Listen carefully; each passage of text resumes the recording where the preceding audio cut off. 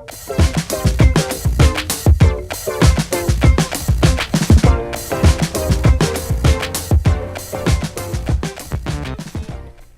pussies! Welcome to another video with me, Positive Pussy. Today I'm doing my video on my bed. Woo!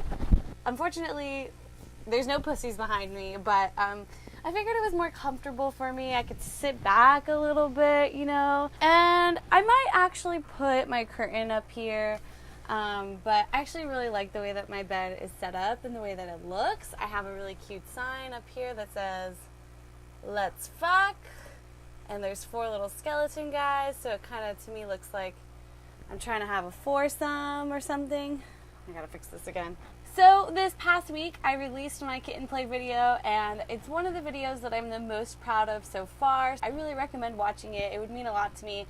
I think it's super cute, and I think I did a good job explaining kitten play, and I've gotten a lot of good feedback on it. So if you haven't seen it, please go watch it. I'll put some sort of link in the screen somewhere.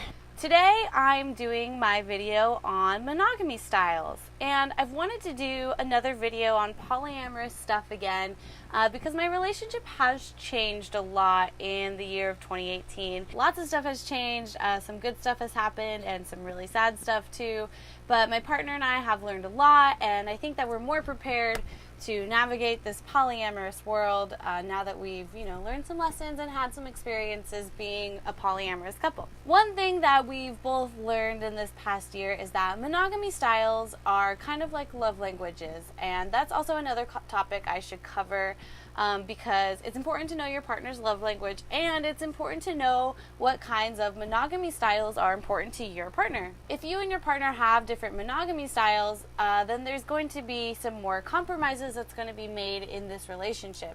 And if you can't find a compromise, then it's very likely that the relationship won't work because one party is always going to be unhappy. This is something that I've learned over the past year, or an idea that I've had in my head.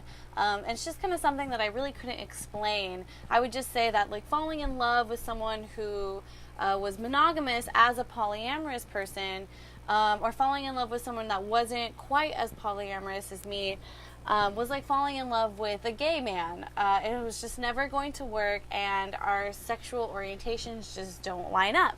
It's never going to be the way that I want it or the way that they want it, and one of us is always going to be unhappy or unfulfilled. But as I've done some more research on polyamory and the ways that people make their relationships work, I discovered a book called Designer Relationships.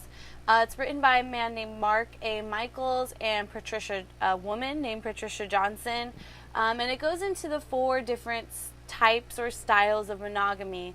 And the knowledge of these styles helped me realize what I couldn't put into words, that not everyone has the same things that are important to them that they would like to keep shared between just the 2 people in the relationship. There's also an article written by a really cool author and illustrator named Tikva Wolf, I think that's how you pronounce it, and explains the 4 styles of monogamy, and it's very accessible, and it's in a comic strip, so it's really funny and cool, and it makes sense. So I'm going to post a link to that article as well as some other articles I found on designer relationships, and I'm also going to explain the 4 styles of monogamy right now.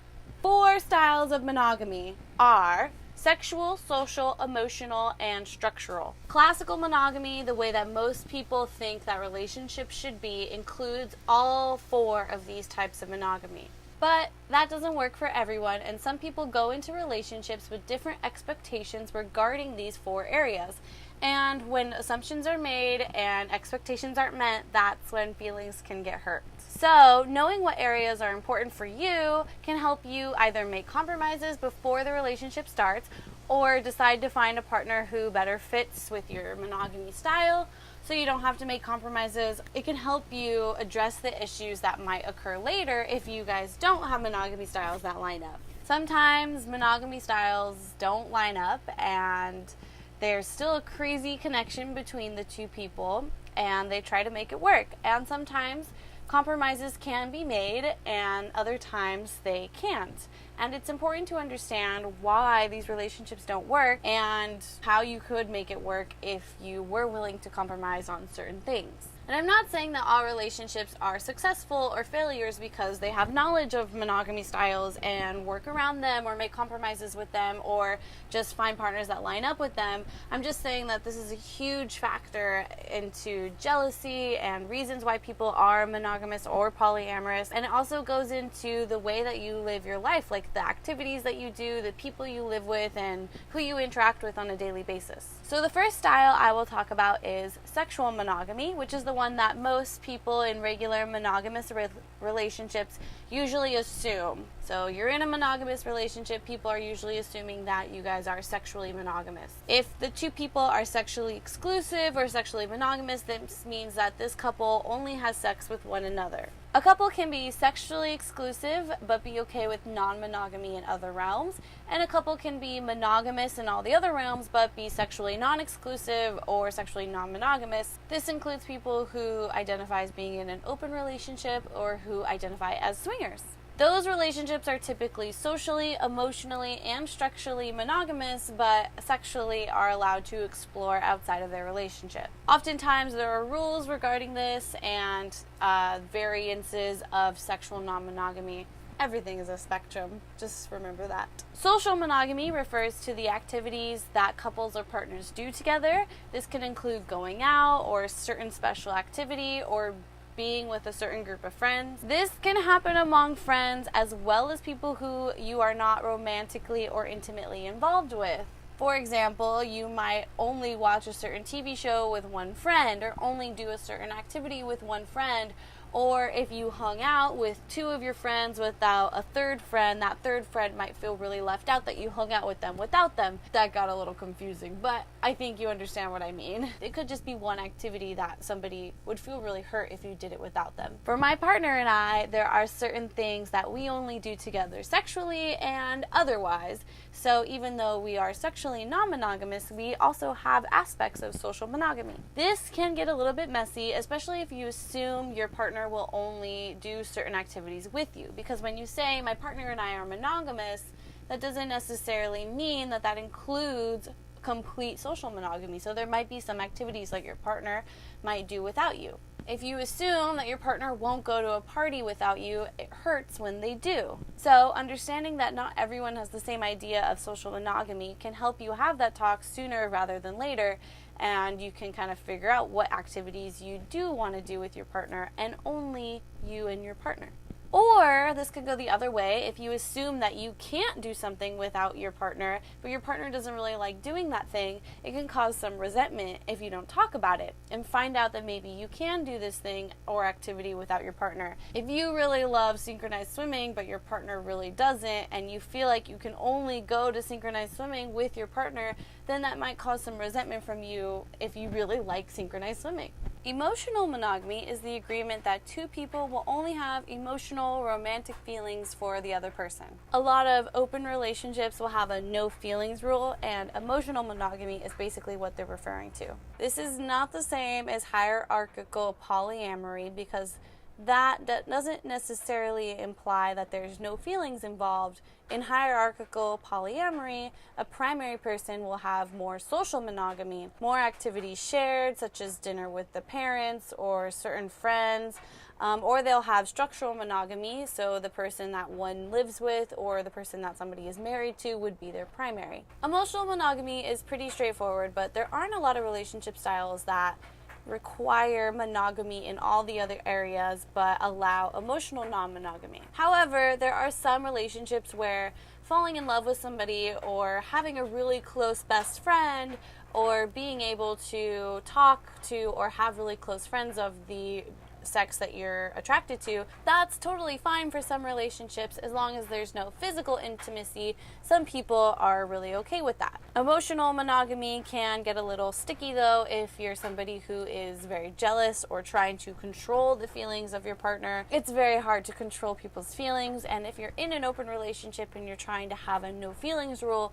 sometimes that does get a little messy when inevitably feelings do arise. The last style of monogamy is structural monogamy, which is the one person that you live with or are married to or share large parts of your life with. Communal living is a really good example of people who are monogamous in all the other ways, but just share resources, share food, housing, space, stuff like that. But people could be married and in a family unit, monogamous in all the other ways. It's just that structurally they're non-monogamous. They share their resources with other people. So the point of the book, Designer Relationships, was to show people the ways in which everyone varies in the types of monogamy that is important to them. Some people only want a few of these areas to be monogamous. Some people want none of those areas to be monogamous, and some people want a little monogamy in all of the areas. While my partner and I identify with polyamory, we live together,